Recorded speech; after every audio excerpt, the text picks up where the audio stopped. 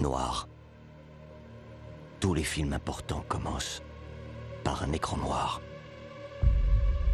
Et de la musique, sombre, effrayante, qui ferait flipper les parents ou les boss des studios d'Hollywood.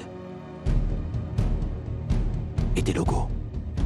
Des logos très longs et spectaculaires. Ludwig Manitou Prod, une chaîne de qualité avec de bonnes vidéos et un bon présentateur. Putain, mais comment il fait, Batman? Bon, on reprend.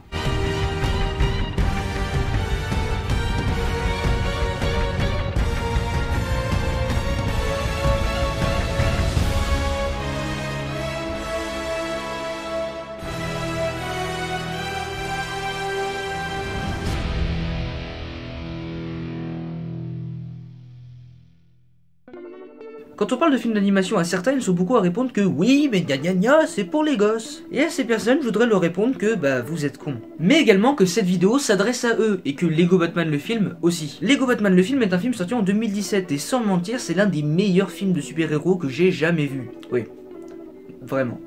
Genre, vraiment. Bon, par contre, je vais juste faire un point sur le degré de spoil de cette vidéo. Lego Batman le film est un film juste génial, mais il a un scénario un petit peu prévisible. Là où je veux en venir, c'est que cette vidéo va spoiler un petit peu le film, mais que de mon point de vue, vous pouvez quand même l'apprécier, même si vous vous êtes fait spoiler. Bon, après, ça dépend de vous, mais si vous voulez savoir ce que le film a à vous offrir, eh bien, regardez toute ma vidéo, même si elle le spoil un petit peu, car même avec des spoils, vous pouvez quand même apprécier ce film qui est juste génial.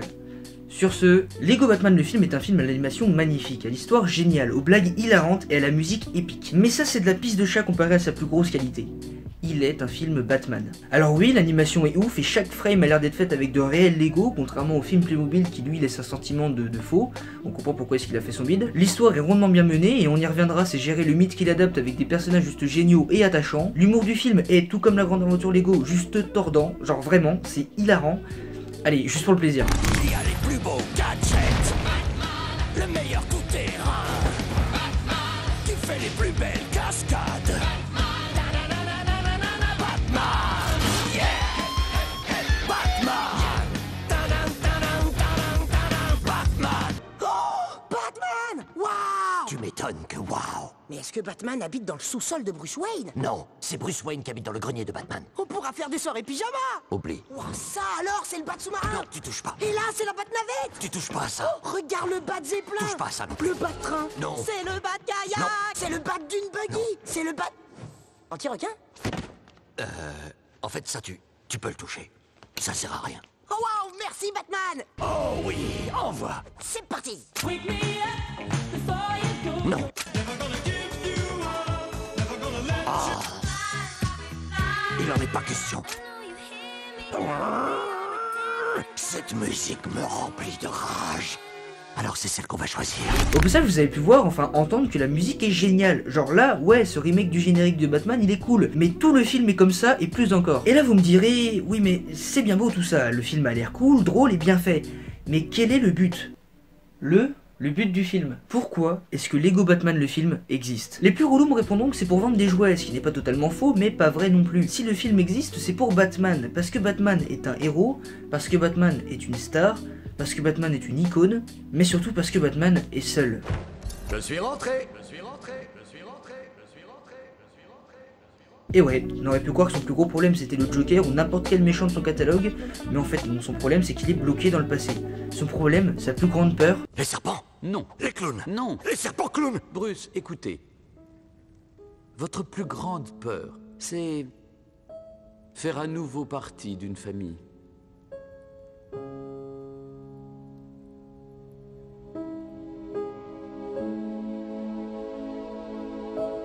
Non, maintenant c'est les serpents clowns parce que vous m'avez mis ça dans la tête. Et là je vous vois venir ceux qui veulent critiquer le film.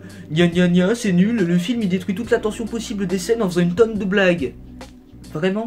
Est-ce que t'es en train de me dire qu'il n'y a rien entre toi et moi, rien d'exceptionnel dans notre relation? Wow. Laisse-moi te dire une bonne chose, débilos. Batman ne fait pas dans les sions. Quoi? Genre les relations avec les gens. Il n'y a pas de nous. Batman et le Joker n'ont pas de truc. Je n'ai pas besoin de toi. Je n'ai besoin de personne. Tu ne représentes rien du tout pour moi. personne ne représente rien.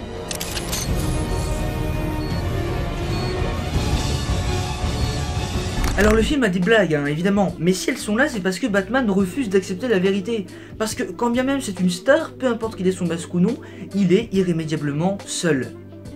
Mais plus pour longtemps MDR. Parce que comme vous le savez, un héros ne brille que par la qualité de son méchant, et dans ce cas, le Joker est très bien réussi. Déjà parce qu'il présente une version différente du mythe qui cette fois-ci est totalement addict à Batman, mais en plus car son plan est génial. Bon, en gros, suite à la scène que je vous ai montrée, Joker se rend compte que tout ce qu'il fait ne sert à rien si Batman n'y prête pas attention, et son plan va être, accrochez-vous, de se faire enfermer. Tu viens de dire quoi? J'ai dit... Je... me rends. Excuse-moi, je dois être dur de la batte-feuille parce que j'ai cru que tu disais... Je me rends. Et le pire dans tout ça, c'est que ça marche. Le Joker et sa clique se font enfermer, et Batman se retrouve plus seul que jamais. Vous allez pouvoir consacrer du temps à votre famille. Amma. Au revoir, Batman. One is the loneliest number that you'll ever do. Aujourd'hui, c'est une grande victoire pour les citoyens de Gotham City.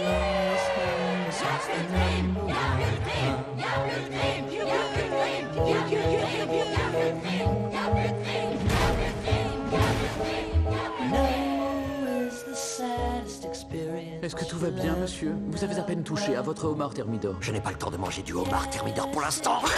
Bon, évidemment, l'histoire ne s'arrête pas là, puisque Batman, poussé par sa paranoïa, fait au final exactement ce que le Joker voulait, à savoir l'enfermer dans la zone fantôme pour se faire libérer plus tard par Harley Quinn, et ramener avec lui des méchants comme Sauron, Voldemort ou encore King Kong. Et déjà, on peut s'extasier devant le niveau de n'importe nawak du film, qui est juste génial. Mais le meilleur est encore à venir, parce que qui dit Batman dit Robin, et ce Robin est juste génial. Là où Batman a peur de refonder une famille, tout ce dont rêve Robin dans ce film, C'est être adopté pour enfin ne plus jamais être... seul. et leur relation est vraiment touchante, car si au début du film, Batman noue un lien avec Robin uniquement pour qu'il vole le pistolet de Zone Fantôme en s'infiltrant dans la forteresse de solitude de Superman qui est magnifiquement bien interprétée dans la version française par Antoine Griezmann, à la fin du film, c'est une véritable relation de père-fils qu'ils ont ensemble, et c'est vraiment touchant. Tout se passera bien, petit. Perdre des proches fait parfois partie de la vie. Mais ça ne veut pas dire qu'ils ne sont plus avec toi. Ce sont des sages qui m'ont appris ça. Ma figure paternelle. Ma coéquipière platonique. Qui est une fille, mais c'est juste une amie. Et toi, mi hijo. En espagnol, ça veut dire mon fils. Ça, c'est ma famille. Mais c'est aussi la tienne.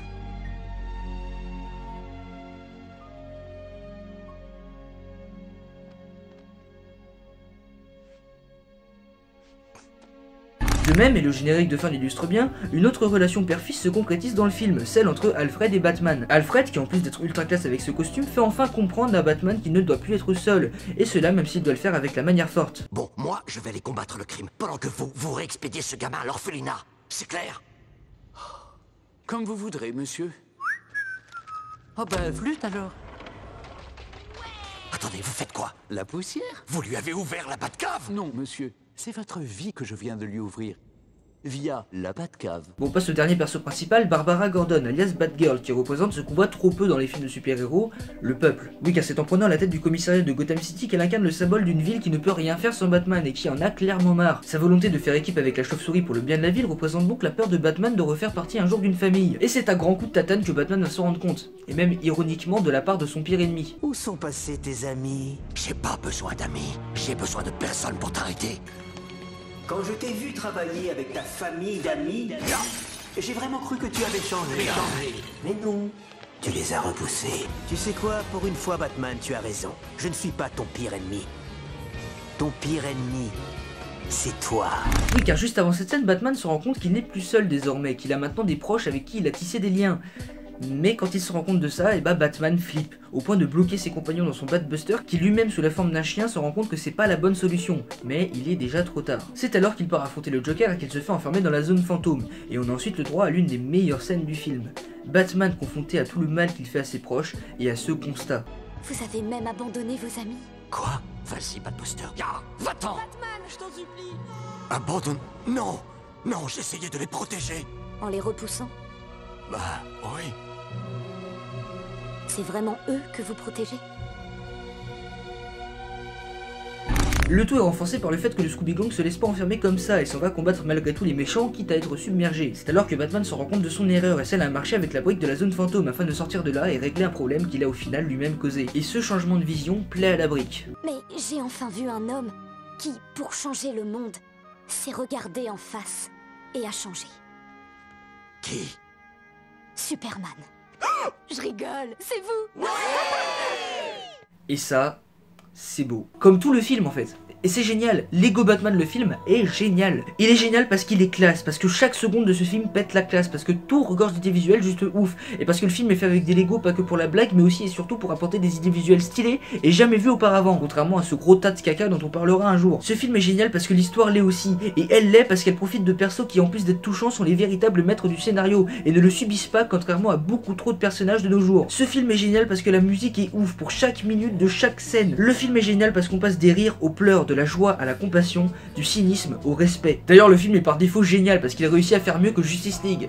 Genre vraiment mieux. Et surtout le film est génial parce que Batman, parce que Robin, parce que Alfred, parce que Batgirl, parce que Joker, parce que tout dans ce film soigne la passion pour les personnages qu'il adapte, parce que par respect pour ces icônes ils sont traités comme de réels personnages et pas comme des usines à thunes, parce que même si on les place dans un univers plus coloré on garde leur substance intacte, parce que même si on le place dans un univers de Lego on a un film Batman. Alors oui, cette vidéo est en soi un bon gros mix de toutes les scènes géniales du film, elle rend pas forcément hommage comme je l'aurais voulu à ce dernier, mais si elle arrive à vous convaincre que ce film est un bon film, alors allez le voir. Allez voir ce chef-d'œuvre. Allez voir Lego Batman, le film.